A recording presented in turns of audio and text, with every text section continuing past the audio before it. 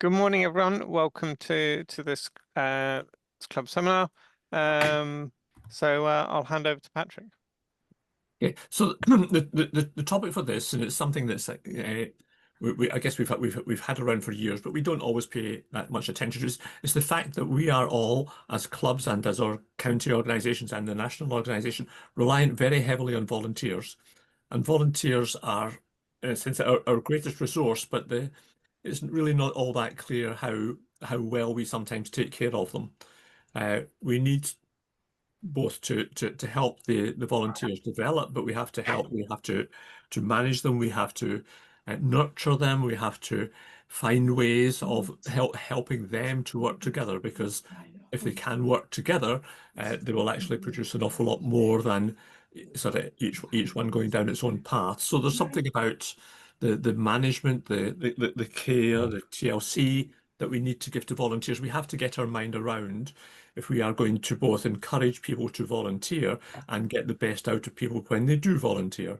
So really the idea here is really just to share experiences and thoughts on that, what has been done, what has worked well, what has not worked so well, so that we can all learn from each other. So that's really the theme of today. I hope that works for you. Who was first up then, Jonathan? Thank you. So I'm up first.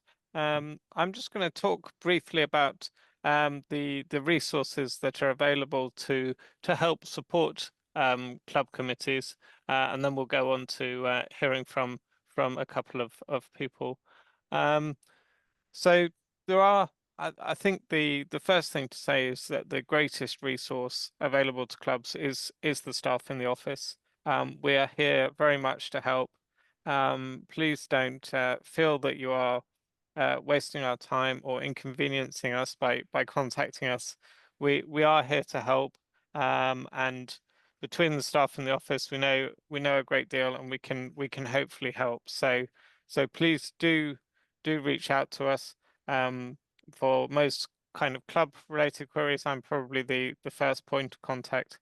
So please do reach out if you have questions. If you can't find the answer, don't sit and suffer in silence. Reach out to us, and we can help. I will also just show a few useful things on the website. Some of these you may be aware of, some not. So I'll just show quickly. So I'm just going to share. Use the Young Chelsea as an example. So this is the club's MyEBU, which obviously you're hopefully used to. One thing to point out is that you do have some reports here, which can be useful. Absent members, so it's like members of your club who, well, as it says, members of the club who have not played in over a year. Non-member players.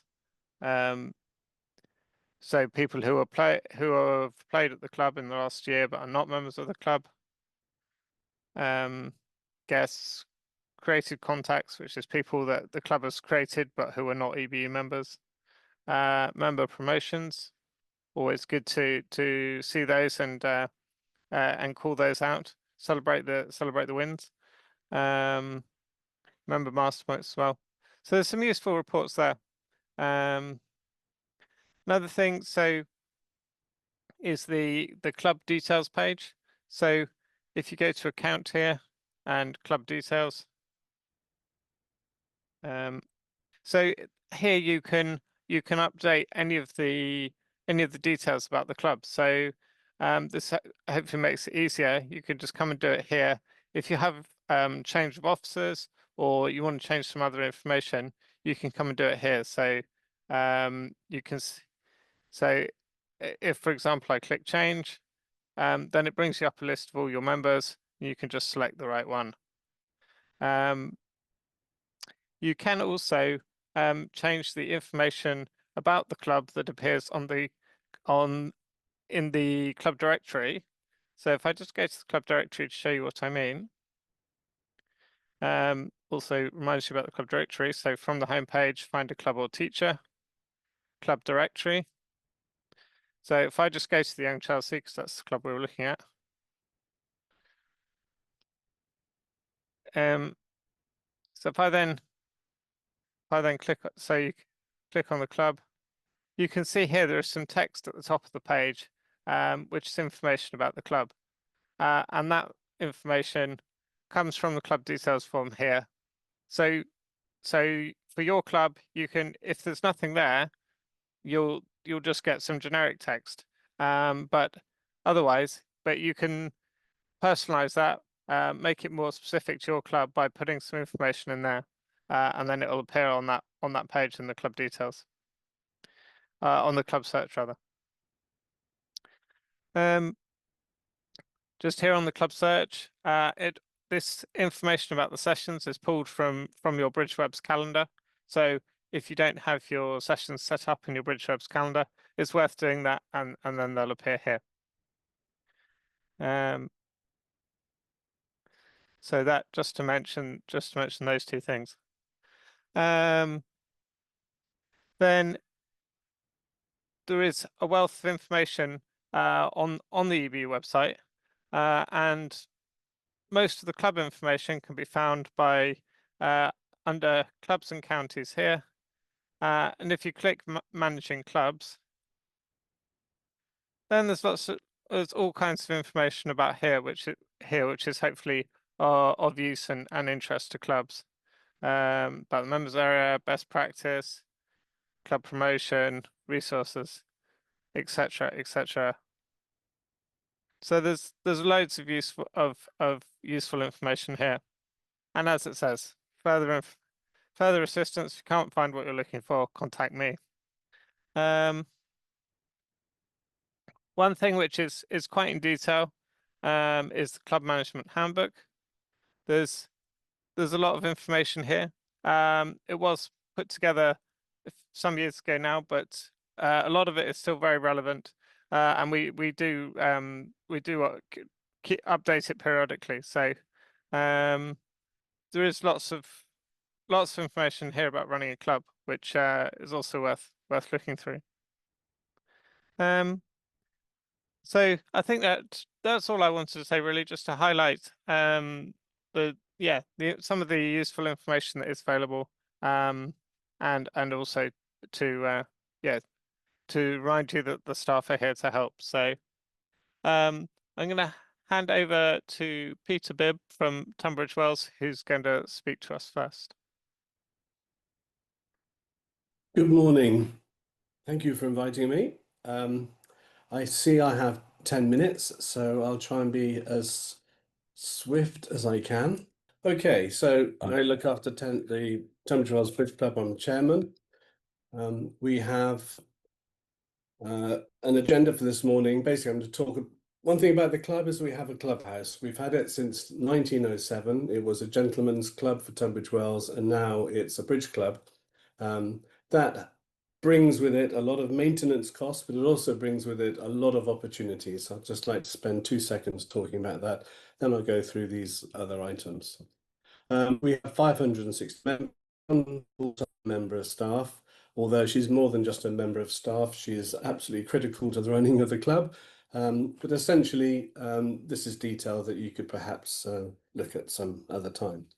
One point at the bottom is that we are between the station and the Premier Inn, so if visitors come to us, we can accommodate them really quite easily. So, we have a committee that meets every month. We have appointed people, chairman, vice chairman, controller, membership secretary, a house secretary because of the building, and a bridge subcommittee who is Jeremy Willens, who many of you may know. We also have someone who's responsible for the systems, and a treasurer. We closely follow all the membership numbers and the financials, and that creates quite a lot of work for the bridge subcommittee because we're regularly changing the types of session that we're offering. And we're also very keen to support our instructors.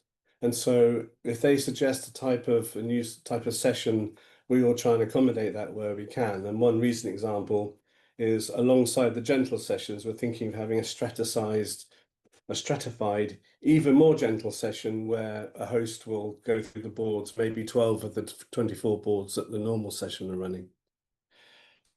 It's really to keep the profile of the club visible to the bridge world. So we've started accommodating some of the Premier League matches, which we're very pleased to do. We also host some KCBA events. And we also participate in Tunbridge Wells events when there are open days. Tunbridge Wells has a heritage day, and we invite people in and give them a little sort of bridge lesson and let them watch us play. It's really good fun. But actually, we did get about 30 people I think last year, 30 new members in just because we had an open day. So a lot of our priorities are about generating new members, developing the pipeline. Obviously, that's critical to the club's survival, but also the existing members need to be looked after, although a lot of them just do what they want to do and don't want to respond to any new ideas. But we also want to look after our top players. And we're very happy when we can invite players, to say, down from London. We don't charge them subscription, but it's just nice to see them because it raises the temperature in the club, so to speak. We want to get to about 100 tables a week. We're at 80 at the moment. 100 was our number before COVID. So all of these things going on do require a lot of volunteers. 35 is about the number we have. So every year we get them all together, give them lots of wine and nibbles and tell them how much we need them. And they do respond to that. And like a hot ticket, if you get invited to the volunteers reception, they do get to hear me tell the same joke. But it's important to recognise them because, as you've mentioned in your introduction, they are critical. We have about 15 directors, and we're sponsoring some people to do the director training at the club. Stephen Brown from Kent is running it, and we felt that the £288 it cost to do it was a bit of a barrier, so we're paying for a number of members the director training, so we'll have a pipeline of directors as well. So this journey, we've got 3 teachers.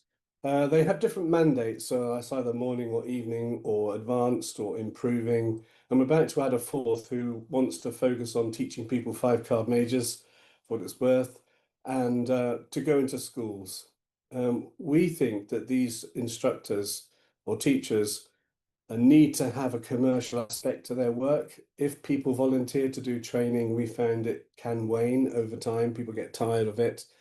So we do try and enable them to have a commercial approach to the teaching.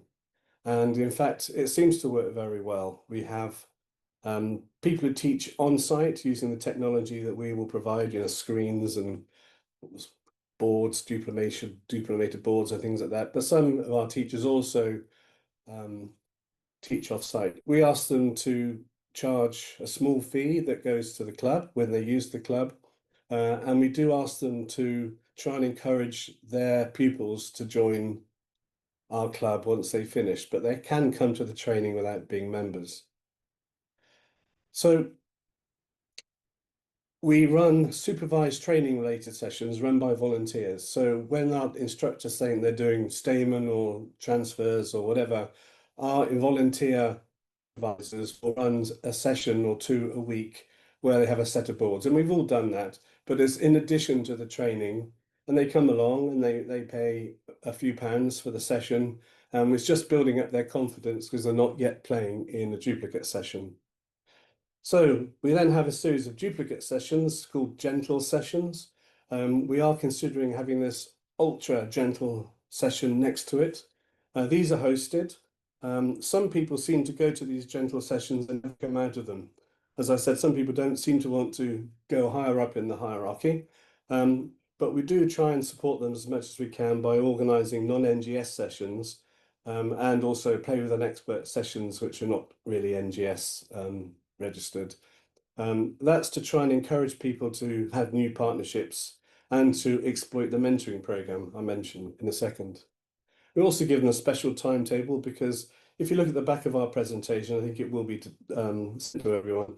You can see how much is going on, and for a new joiner, it's a bewildering number of events. So we have a special timetable for them. And we have Find a Partner in Pianola, and we also have 2 new joiner receptions every year. So we invite them along, give them free drinks again, and introduce them to each other. And we have seen several partnerships form at these events. Not everyone's a complete beginner. Some are coming back to bridge. From our open days, we find people who've been playing bridge for years at home and they come into this big club and they have no idea where to start. So we can say, oh, well, these people have been playing for several years. Give it a try. So it's trying to make the introduction of the club as welcoming and as easy for new joiners.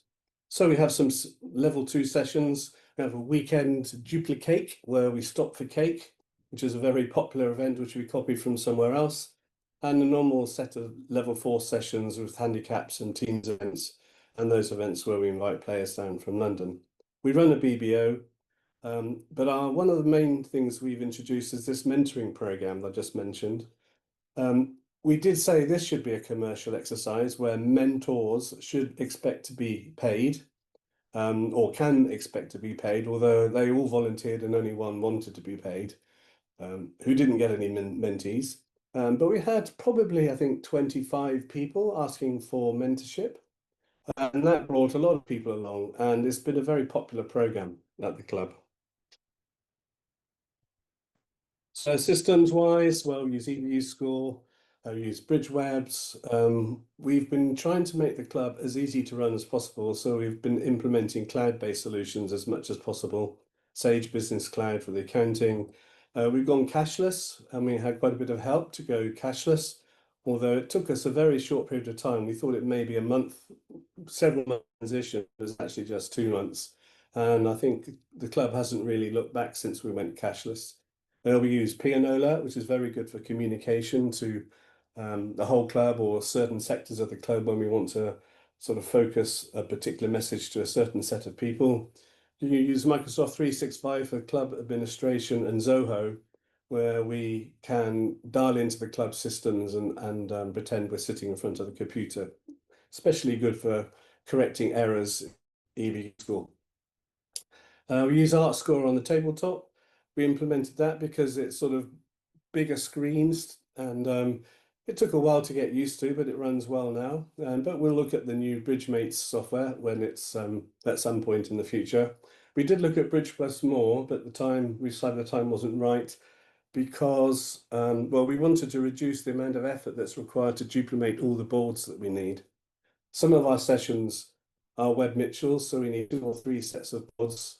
And with all the other sessions going on, that's quite a large number of sets of cards that are dealt every week.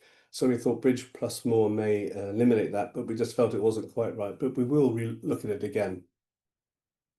And because the club's got many systems, it's a big clubhouse, we've got many more systems, CCTV, heating alarms and all that sort of thing. And we're about to introduce parking control. But we're always keen to look at more efficient methods.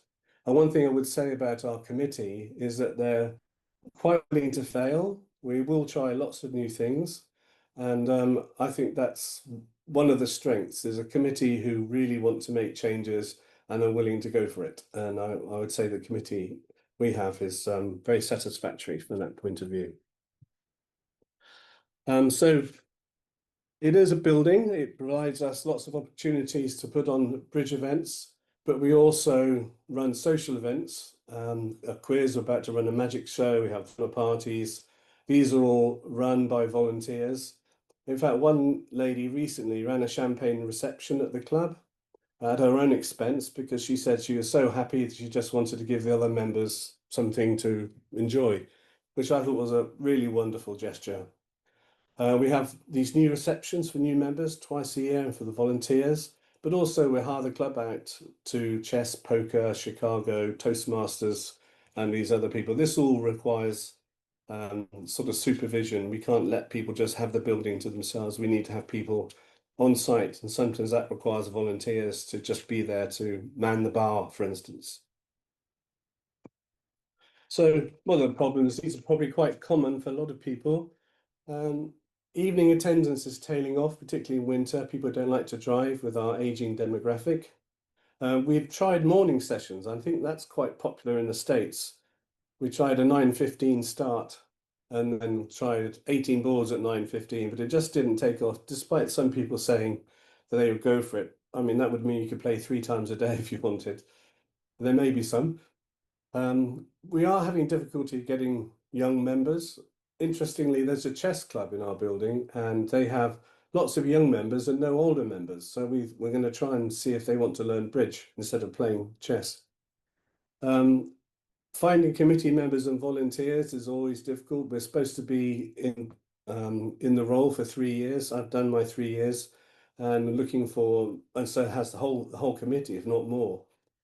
So you know, it's quite a big burden to take on, but it's really rewarding. The club has a great atmosphere about it, and people really appreciate what the committee does for them, and that's a very satisfying aspect of the whole thing.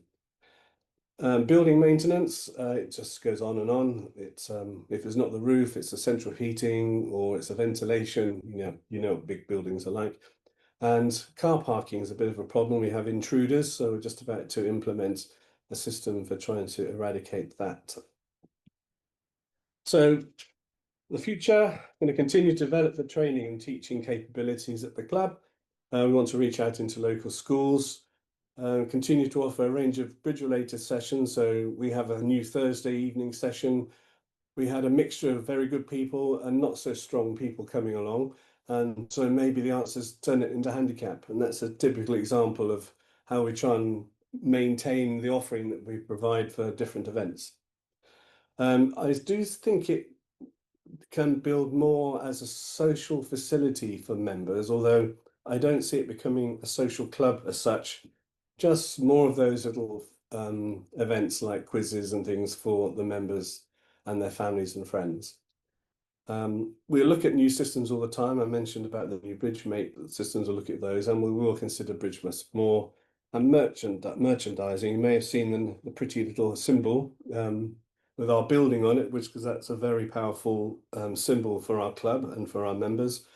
Thinking about whether we should do teacups and all those lots of funny things, sweatshirts, but we're not a golf club. Golf clubs have sweatshirts and things. I've been told that sweatshirts may not work for us, but anyway, well, that's something we're thinking about for the future. And that's it. I hope I haven't been too fast or too slow. No, that's excellent. Thank you very much, Peter. And I can certainly echo from my experiences of going to the club. It's a really good club, and certainly very, very welcoming and helpful. Thank you. Sounds wonderful. Sounds wonderful. Right, we're now going to move on to Peter Flippant, who's talking about engaging the whole membership.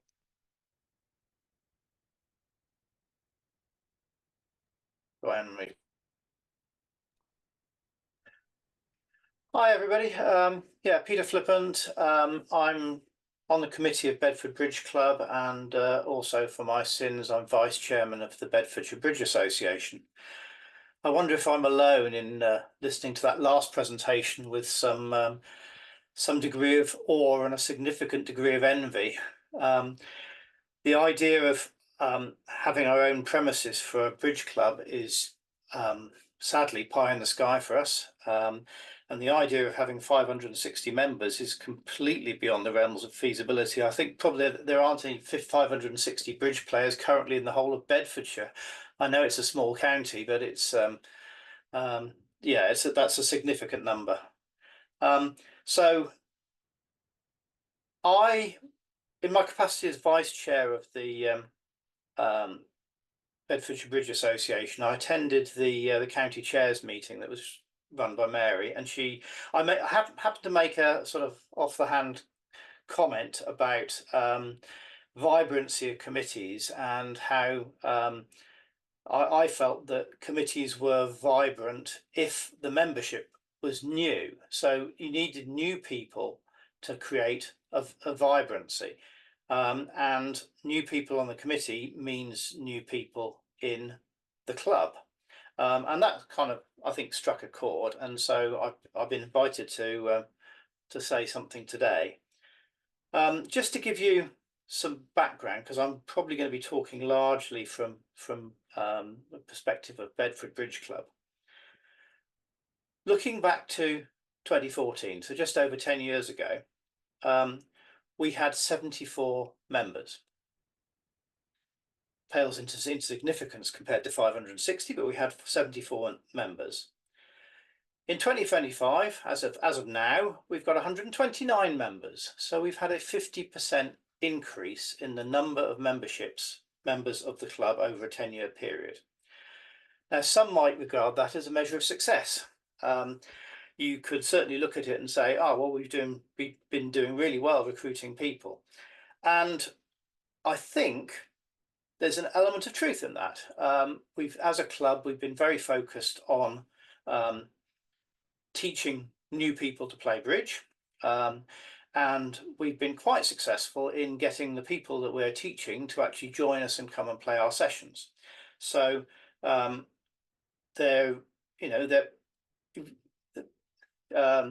Tunbridge Wells talked about having 3 teachers. Well, we've got 4. So we do have some measure of being able to drag people through, and we work with a local education centre. Used to be a retirement education centre, but is no longer. So it's an education centre generally. We use their facilities for running bridge lessons, and that provides a valuable feed through into our club. Because we don't have premises, it's really difficult for us to just lay on ad hoc lessons. The premises we use really doesn't have any spare capacity, so we're kind of at the limit of what we can actually achieve with the premises we have. But I mentioned going from 74 members to 129 members. Well, that journey has been interrupted, of course, by COVID, and we've suffered along with everybody else. So 2014, 74 members, 2019, 135 members. By 2022, with COVID, that had gone down to 101 members. So we'd lost a significant chunk of our membership due to COVID. Some of that is, natural wastage allied with a hiatus in recruitment.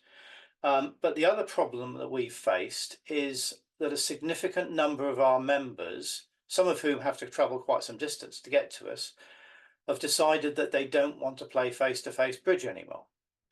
Now, we made a decision to be a face-to-face bridge club. We don't currently have any online sessions, but the 2 biggest clubs in Bedfordshire are now solely online. So they run only online sessions.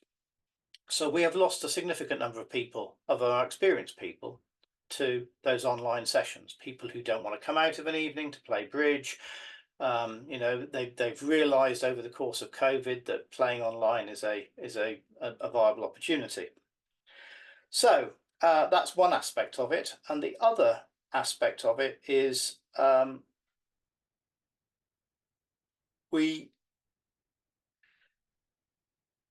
because we're recruiting a lot of people, it's a double-edged sword.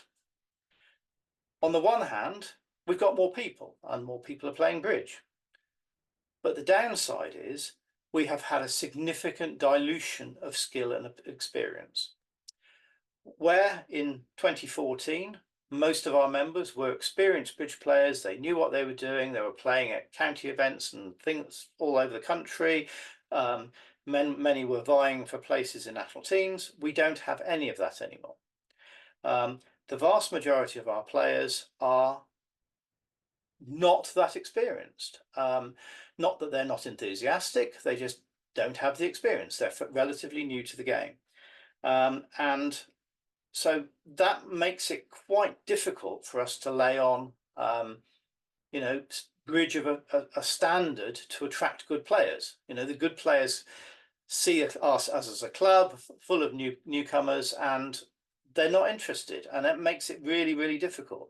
So we've had this balance of growing the club in terms of numbers, but diluting it in terms of experience and quality, and that's a really difficult balance for us to manage. So anyway, getting back to the point about the committee, which is what I really wanted to start with, like setting out the background.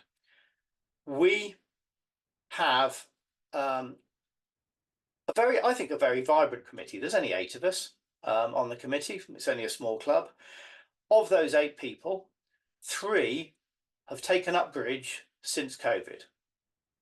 So a significant part of our committee are people who are completely new to the game.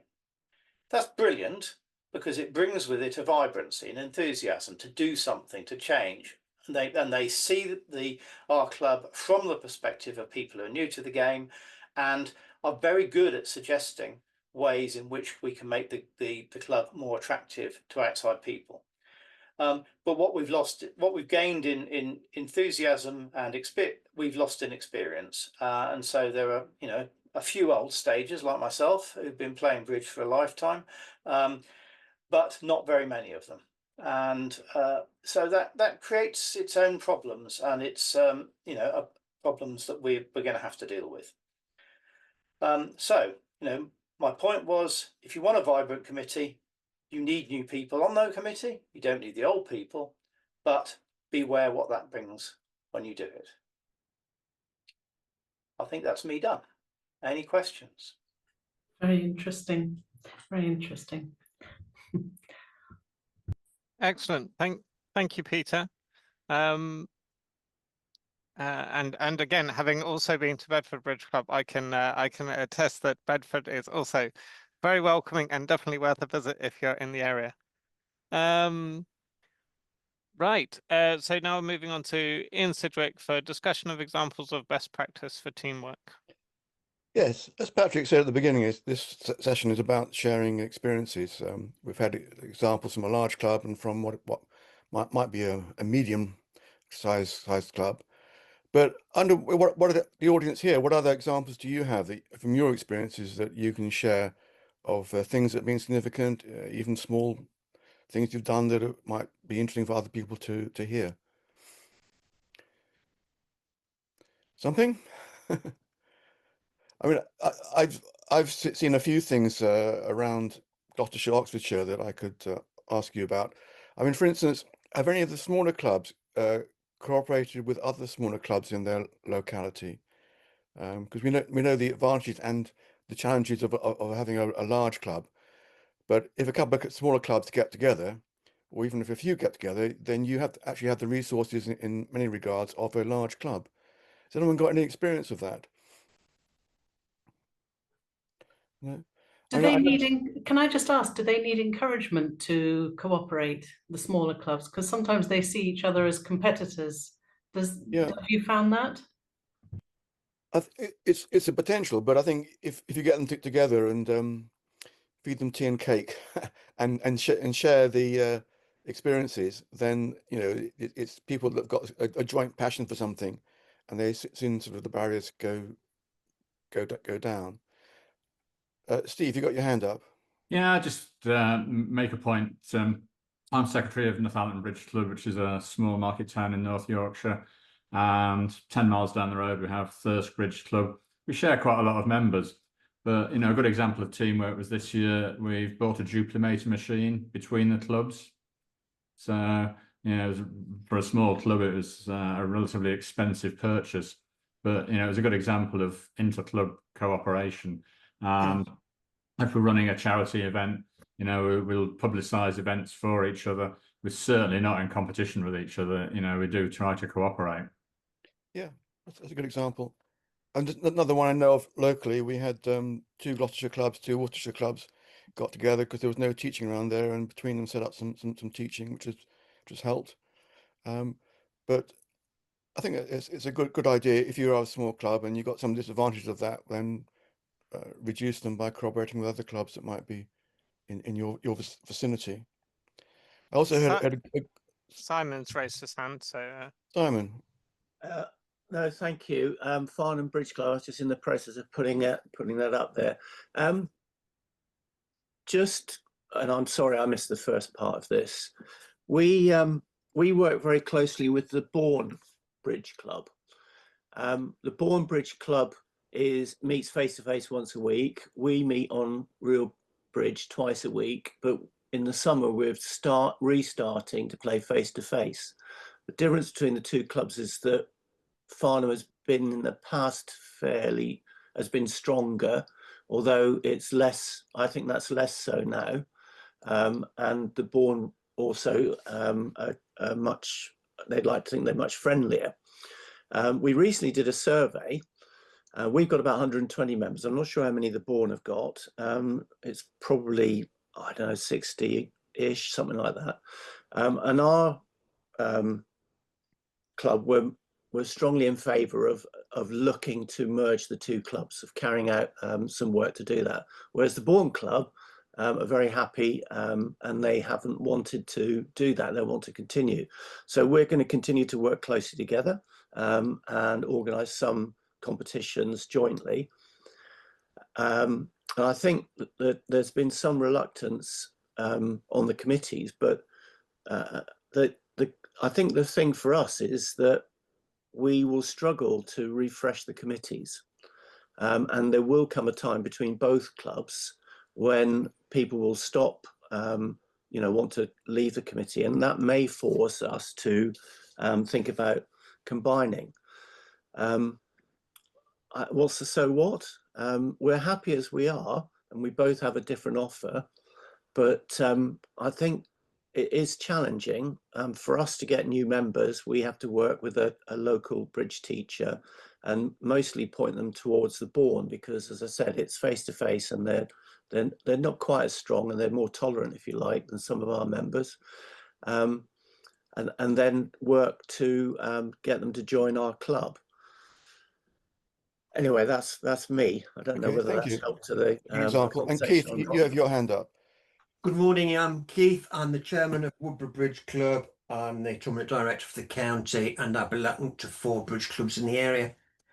We relate, as a village bridge club, we relate very well to the Bedford experience. We had lots of members before COVID.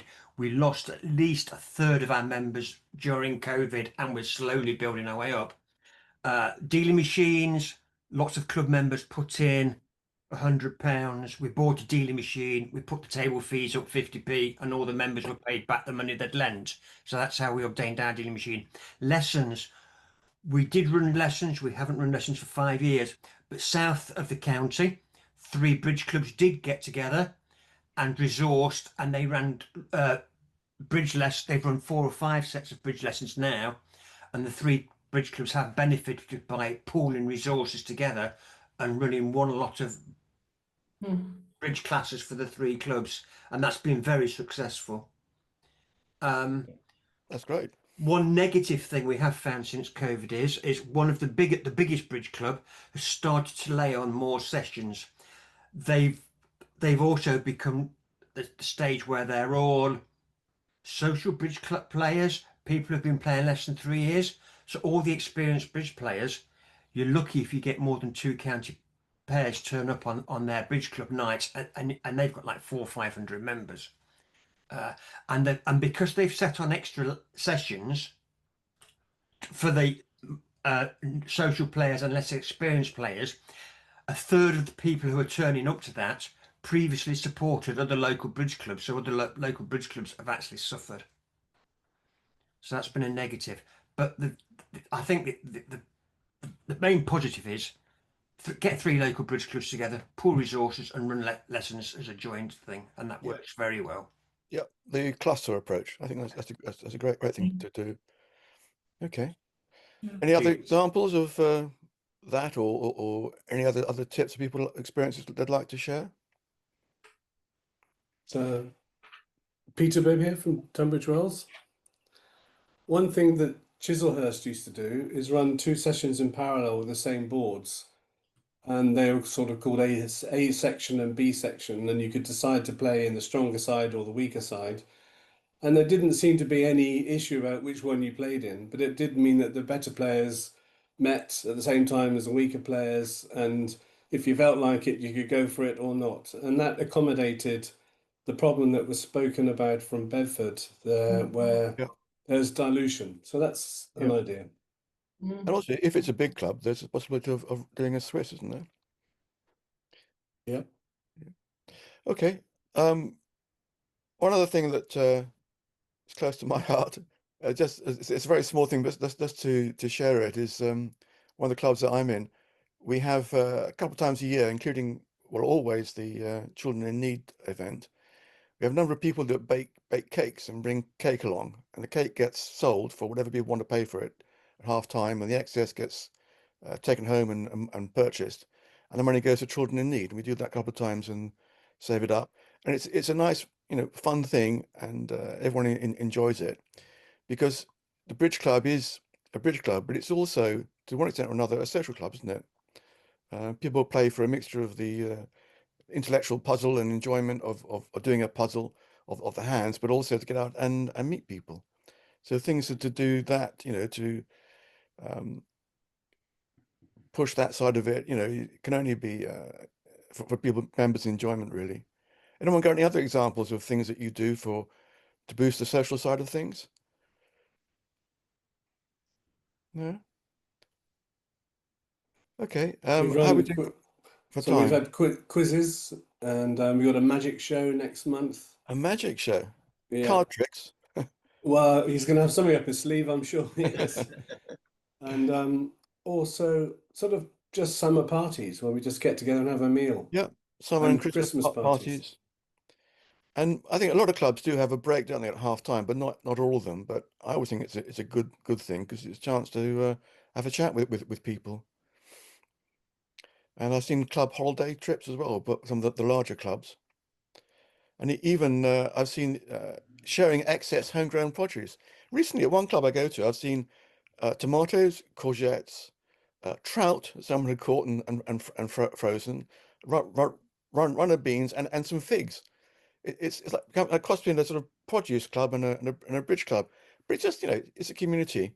And also the use of WhatsApp has been very useful for that club. So the club's got a WhatsApp group, and it's used as for finding partners, arranging lifts, advising about a road closure on the way there, saying thanks for the tomatoes or whatever it was that someone brought.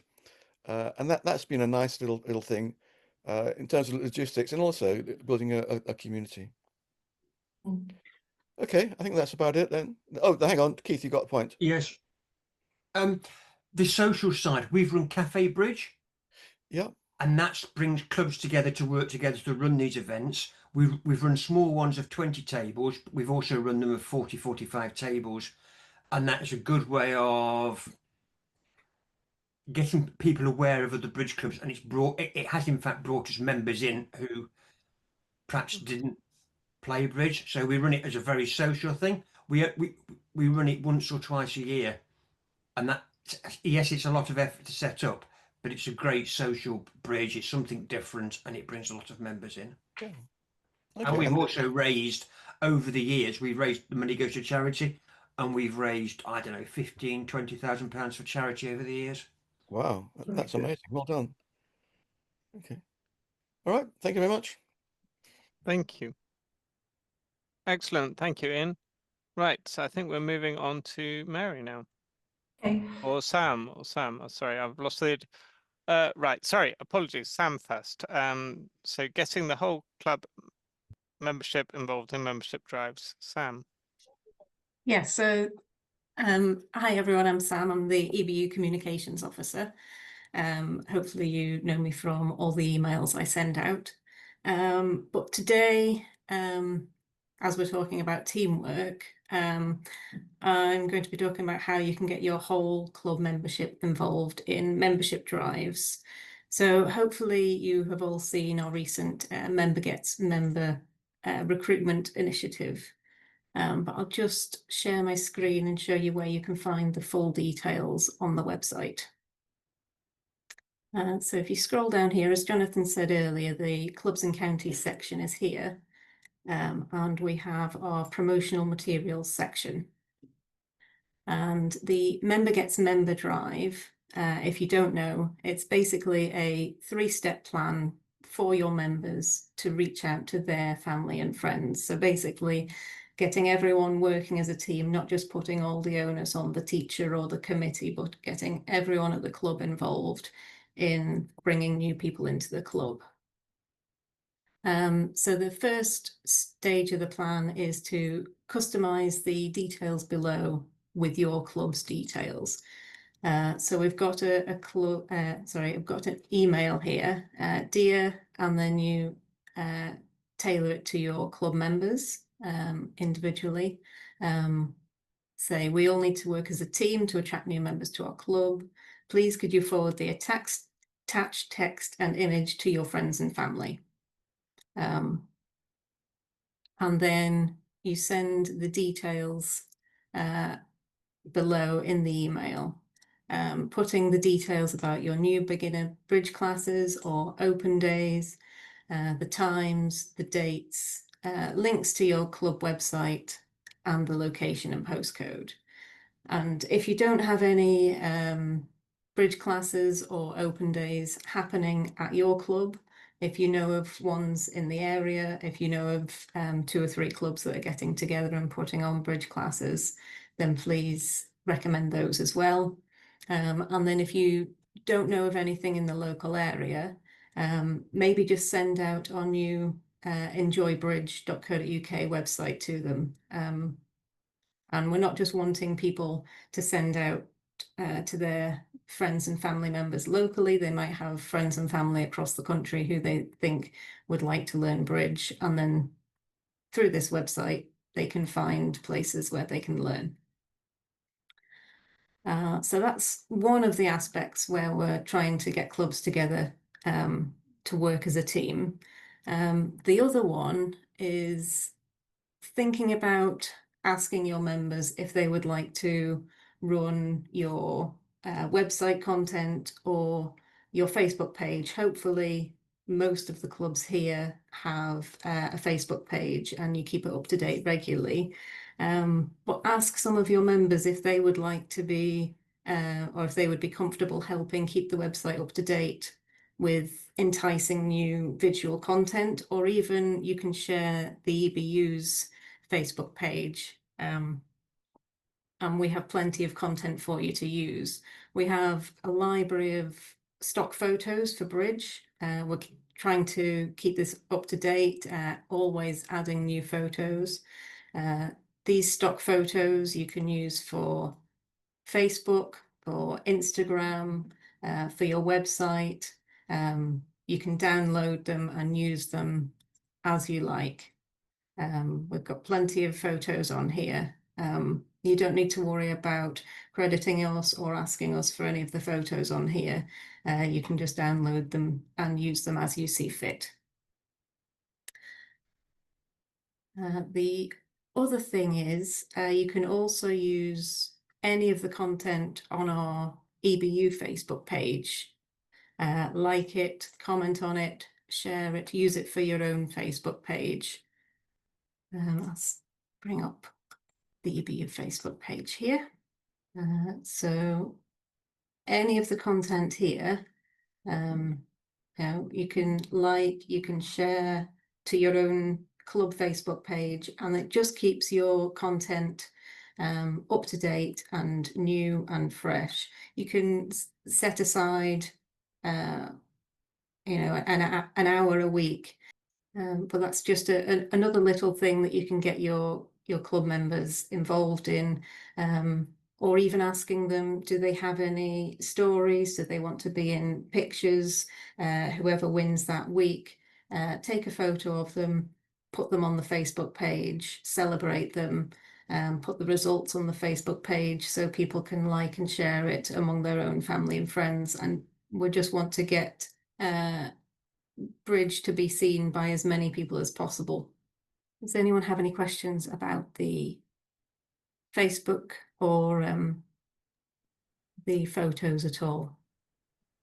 We do also have, if you don't have a Facebook page already, there is a guide to how to set up your own Facebook page for a club specifically. It also talks through all other social media sites, how to set up a Blue Sky account, how to set up an Instagram account. You can read through that or contact me, sam@ebu.co.uk, and I'll be happy to go through it with you. And then once you're set up, make sure that you follow the EBU page, and then we can follow you back as well, and we can share anything that you put on your Facebook page and share it to the wider EBU members and beyond. Excellent. Thank you, Sam. And I think you touched on what Mary is going to talk about next, about promoting so autumn class promotion update and next steps. Okay, Mary. thank you. Before I do, I just wanted to go back to something Simon Fowle was talking about earlier. He was talking about a difficulty in the two clubs, Farnham and Bourne, potentially having to merge because they can't find new volunteers to join the committees. I was wondering what you've tried to get new members to join the committee. That's a bit of a drastic step to say that one of the clubs will have to fold because you can't get members to step forward. But I don't know if there's a quick answer to this that you can give, or whether you'd like to talk about it with me separately. But I was curious. I'm conscious that people on both committees have been on the committees for a long time. I'm still getting to know the other committee. We've unfortunately lost people, and what I've done is I've basically asked all the committee who they think might want to join. I've phoned members who I think might be interested to see if they would join. And I've had a modicum of success. So one, we struggled to get a treasurer to take over from the treasurer who'd been doing it for years and years and just wanted to stop. And I can see the same thing possibly happening to the board. At the moment, they're very happy and their committee works really well together. But I think that we're all in the same boat, unfortunately, unless we get new people in who are prepared to do that. Does anybody have any suggestions for Simon, or anything that that could be tried? Well, I think based on what Peter Flippant was saying here, I mean, I wonder if some of the newer players who are hopefully very keen and could be enticed to join. And as Peter was saying, they give a different perspective on things as well. Yes, the only thing is that we've grown a little bit recently because we've accepted other clubs who have folded. So there was a club near Guildford that they couldn't continue, so they now play at our club. And I have asked them if they're interested, but they said no, we've done our bit. And the reason the club folded was effectively that, you know, they just had enough to keep going at Busbridge. That was. I think it's a common problem. I've heard it not just in Bridge, but in other sort of analogous situations. People don't want to volunteer so much maybe as they did once. I think sometimes people think they might not be suitable, they might not be good enough. I might volunteer but not be accepted, or be unclear exactly as to what's involved. But I think it's good that you've approached people. So I think that's part of the answer, to get people over the threshold of fear, if you like, of stepping above the parapet, and just say, I think you'd be quite good joining us on the committee. It's a compliment, isn't it? So no one's going to object to that. Although they probably realise you actually just twisting their arm at the same time. Yeah, no, I've tried the charm approach, I hope. Unfortunately, the person who organised our meetings recently died, and he was doing a hell of a lot. What I have done is I've got all of the committee members to write down what they do, so that when we get new people coming in, we've got at least sort of effectively terms of reference, so they know what they'd be accepting. So I try to professionalise it. Yeah. Because people need to know what they're letting themselves in for. Treasurer sounds like maybe you need to be an accountant. Of course, you don't. No. Okay, well, thank you for that insight. So, shall I briefly move on to what I was going to say? We've undertaken a promotion of the bridge classes happening around the country. We've had around 300 open days, taster sessions, bridge classes. And we've had 84,000 people have visited the microsite, have considered taking you up on the offer of Learning Bridge. I believe we've increase the number of students by about 300, but we need some feedback to be sure of actually what has resulted from the promotion. The next stage, we are hoping to promote the next tranche of classes happening in January. So January open days, taster sessions, beginner classes, continuations, and we're exploring the feasibility of offering gift tokens, Christmas gift tokens that can be used towards bridge lessons. It's still its feasibility stage at the moment, but it'll be much the same as we've done for the autumn classes. We'll, if we can, we'll do this. So let me know of any classes that your clubs are starting, or if you know of a teacher that's running a class nearby, or if you'd like some advice on how to set up a taster session or run a mini bridge session in the new year, do get in touch, and I'd be very happy to promote that on the enjoybridge.co.uk website. So the other thing I was hoping is if you can feedback, if you've had any good news about inquiries that you've received following the promotion that we've done, that would really help me justify some budget spent promoting these classes of yours. So yeah, that's all from me actually. So and if anyone has any questions, by all means do throw them my way. Thank you, Mary. So I think that's the end of the formal presentations, but the EBU staff and board members who are on are happy to stay on for general discussion, either of things that we have spoken about today or more widely. So and I can see Ian was also asking in the chat about whether clubs have identified first aiders. I think yes. I suspect many clubs don't. I think in terms of help that the EBU can offer, I think Karen in the office has shared what the office do with some clubs, can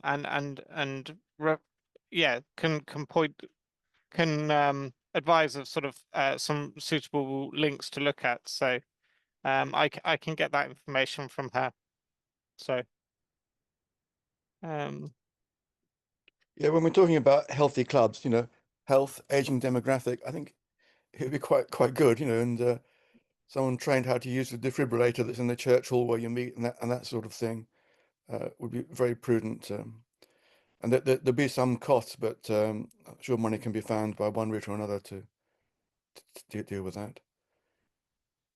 yeah, no, that's a good point. Okay, so we'll open the floor. Does anyone have any questions they'd like to discuss? Yeah, I think just like to make a general point that's been a theme, I think, throughout the morning, is that the nature of the game seems to be changing somewhat, and to become more of a social game.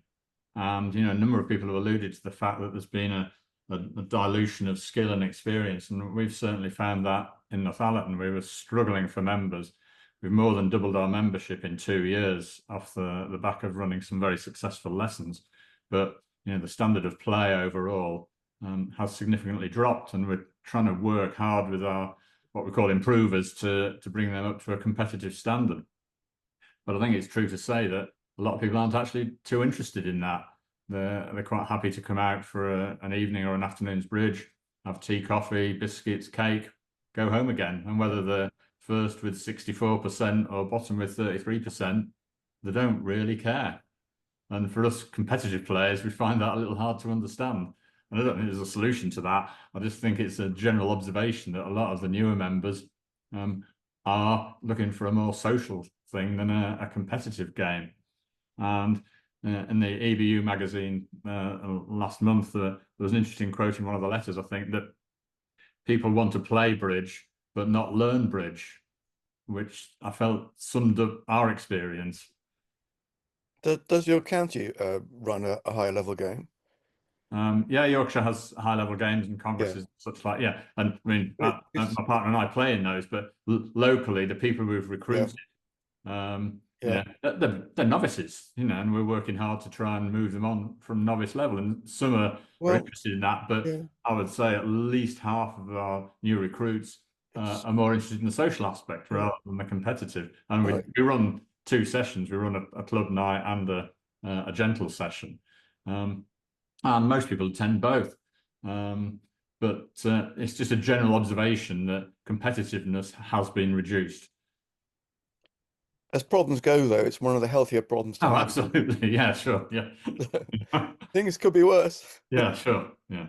Our club's a happier place for having more enthusiastic members and people who aren't too bothered about the end result. Well, if there aren't other questions, we can draw it to a close. But as I say, we are happy to discuss anything else that people would like to raise. I wonder if I could ask, we've got a Basingstoke, lots of members, a few hundred members. We've got activities most days of the week. We've got our own premises and things like that. The one thing we struggle with is finding tournament directors and trying to recruit some more at the moment, and it's hard work. I mean, I was directing yesterday on Reelbridge, and I did a sort of piece to camera saying we need more directors, and went through all the things that we do. The fact that on Reelbridge the director doesn't have to do an awful lot because the thing even moves people between rounds now. But yes, I say the same things every time, but we are struggling for directors, especially face to face at the moment. Any thoughts on how we can sort of get directors from anyone? How we can talk to people and say you might be a good director or something like that? Problem. We have 4 directors at every card table. Sorry, being facetious. No, Keith, Nottinghamshire. We've trained lots of directors, and we ask them to only do 1 session per month, so that they're not committed to every week. That's what I'd like, once a month. Yes. So we've only have 50 members in our village club, but we have 6 directors.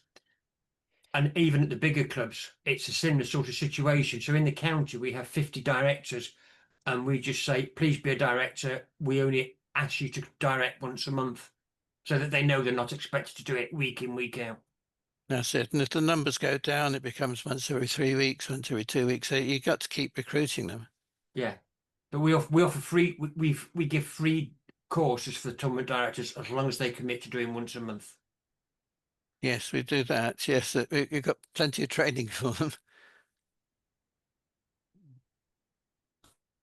Yeah, I think it's I think it's trying to, if you are trying to recruit people to direct, it's probably partly just showing them that it doesn't need to be complicated. You've got the book, and for most situations you're just reading it from the book. So it doesn't need to be complicated, and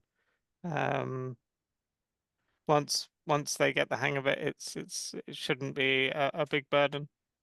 I think part of it maybe is that you have to do a course, and there's pass or fail, and people don't want to expose themselves to failing, and everyone knows they went on the course and they're not a director. But I think people can be assured that the vast majority of people do pass the course. There is the odd failure, but it's not too high a bar to become a half decent director, and that's what like most directors are, in fact. Course include running online sessions? I don't believe it does at the moment. I think there maybe there's some separate arrangements for that. Yes, again, we try to make it easy for people. We say we don't drop you in at the deep end. To begin with, you just concentrate on running the movement. If you got a director called for something, then an experienced director can go and do that. Peter. I think Peter I'm just going. I've just posted. I've got to go. Sorry. So thanks very much, everybody. Jonathan, Thank how you. often is the EBU website updated, particularly with regard to master points? Well, sessions appear in your MyEBU list of sessions as soon as they're uploaded, and then the master points are added to your total on a monthly basis. It occurs around the 8th of the month for the master points from the previous month. Thank you. Most welcome.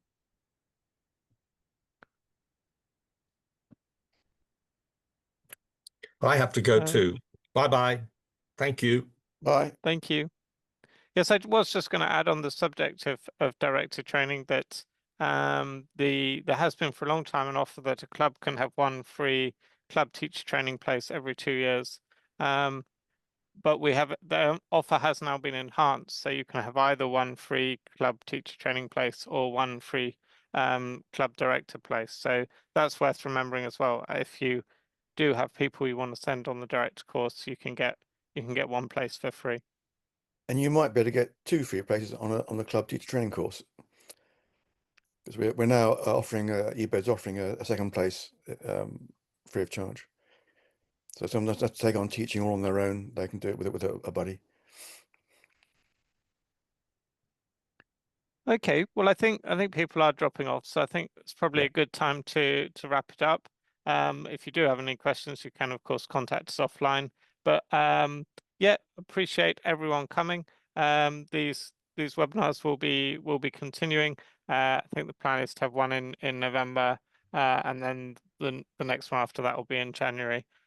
So watch this space, and we'll be sending out the details of the topics the topics and the dates. But thank you very much for coming. And yeah, thank you. And if you have any suggestions for topics, let us know. Thanks, Yes, everyone. yes, absolutely. All right, thank you all. I'll Bye. close the meeting now.